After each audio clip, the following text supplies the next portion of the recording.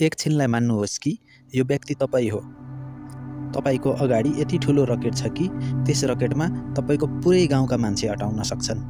त्यसमा तपाईका गाउँमा भएका सबै सामान राख्न सकिन्छ, जस्तै गाई, भैँसी, कुकुर, car, bike, mobile, TV, computer, fridge, fan, हामीले उपयोग गर्ने सम्पूर्ण सामान, गाउँकै सामान।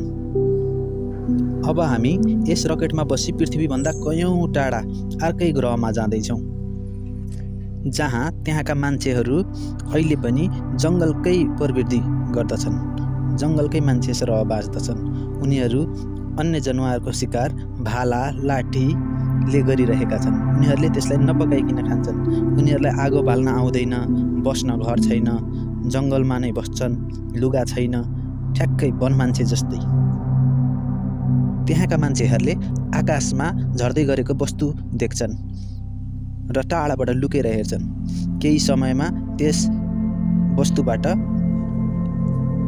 अथवा रकेटबाट मान्छेहरू निस्किन्छन्। आफूहरू जस्तै मान्छे त्यस रकेटबाट निस्किएको देखेर उनीहरू दङ्ग पर्छन्। उनीहरूकै वरिपरि रमाउँछन्, हेर्छन्, अचम्म मान्छन्। रकेटमा भएका मान्छेहरू पनि उनीहरूसँग नजिक हुन खोज्छन्, उनीहरूलाई खाना दिन्छन् र सहयोग गरे जस्तो गर्छन्।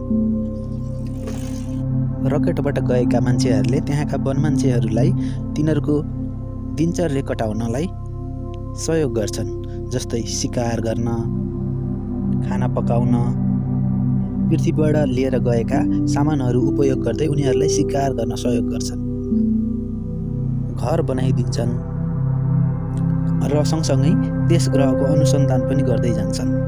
अब केही समय बित्दै जान्छ र त्यस रकेटमा गएका मान्छेहरू फेरि आफ्नो ग्रहमा फर्किने बेला हुन्छ, यानि कि पृथ्वीमा फर्किने बेला आएको छ।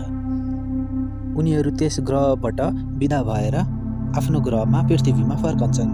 त्यहाँका मान्छेहरू उनीहरू आकाशबाट आएका फेरि आकाशमै गए, फेरि फर्केर आउँछन् भनी कुरेर बस्छन्, आकाशतिर हेरेरै बस्छन्।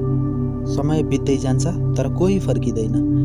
त्यहाँका मान्छेहरू उनीहरूको सम्झनामा कसैले मूर्ति बनाउँछन्, कसैले कापीमा कोर्छन्, कसैले कथा बनाउँछन् र आफ्ना नाति नातिना केटाकेटीहरूलाई सुनाउँछन्।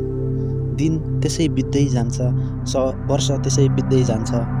उनीहरूका पुस्ताले पनि त्यस कथालाई आफ्नो पुस्तालाई सुनाउँदै जान्छन् र आकाशबाट आएका उनीहरू भगवान हुन् भनी कसैले पूजा गर्न थाल्छन्, कसैले मूर्ति बनाउन थाल्छन्। धर्मको नाममा थुप्रै क्रियाकलापहरू हुँदै जान्छ। कसैले हाम्रो भगवानले यो लिएर हिँड्नुहुन्थ्यो, कसैले यो लिएर हिँड्नुहुन्थ्यो, कसैले यो चिज बोक्नु भएको थियो भनेर उनीहरू मूर्तिमा पनि उतार्छन्। अब बस सीमित थियो त याद र कथाहरू। हामीले पुज्ने देवी देवताहरू पनि यसरी नै ठ्याक्कै आउनु भएको नि त हुनसक्छ। हामीले अहिले पुज्दै गरेको देवी देवताहरू। बाँकी कुरा हजुरहरूकै साथमा छोड्दै आजको लागि यति नै। हस्त नमस्ते।